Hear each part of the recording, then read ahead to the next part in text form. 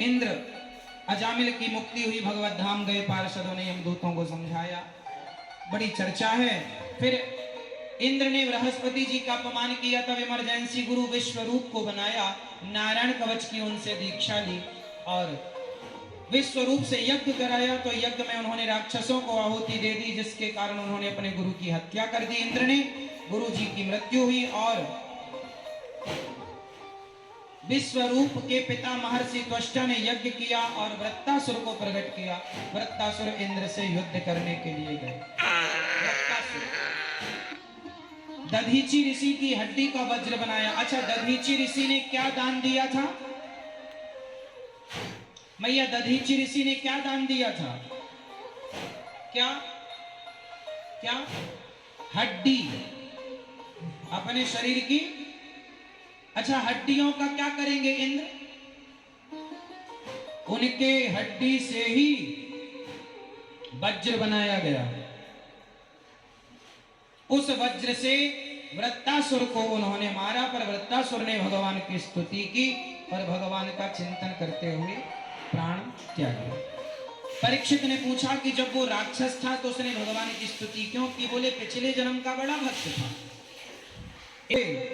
नारद जी समझाए कि क्यों रोते हो?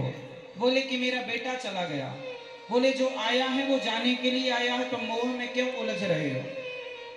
महाराज बेटा चला गया।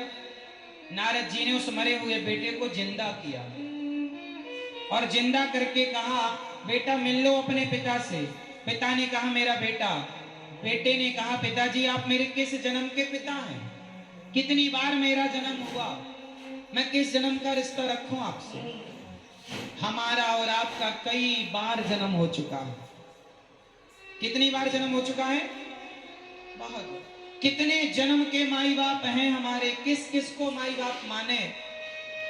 उस बच्चे ने कहा पिताजी मेरा पिछले जन्म का कुछ हिसाब किताब आपसे बाकी था, सो मैं पूरा करने के लिए आया हूं। छोटी सी चर्चा में ये समझो कि आपकी पत्नी या आपका पति, जो आपका पति और आपकी पत्नी है, बेटी और बेटा है, वह पिछले जन्म का कोई ना कोई आपसे हिसाब किताब बाकी है जो पूरा कर रहा है। हर व्यक्ति अपने कर्म दंड भोगने आता है, कर्म दंड भोगता है।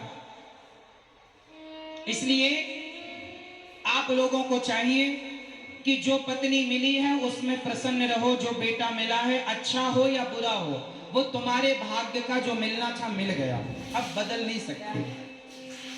किसी की पत्नी बहुत अच्छी होती है, किसी की पत्नी बहुत बुरी होती है, किसी का पति बहुत अच्छा होता है, किसी का पति बहुत बुरा होता है। तो ये सब भाग्य का खेल है। कैसा भाग्य मेरी मां? आप जैसा कर्म करते हैं, आपने अच्छा कर्म किया तो आपके भाग्य में अच्छी पत्नी है, आपने बुरा कर्म किया आपके भाग्य में बुरी पत्नी है। तो पति पत्नी बेटा बेटी का रिश्ता भी कर्मों के अनुसार प्राप्त होता है। किसके अनुसार मेरी मां? हाँ, आपकी जो पत्नी है जैसी है आप उसे अच्छी मानकर रखो, ऑप्शन नहीं है। ये सब कर्म दंड है। जैसे मैं आपके नगर में 7 दिन के लिए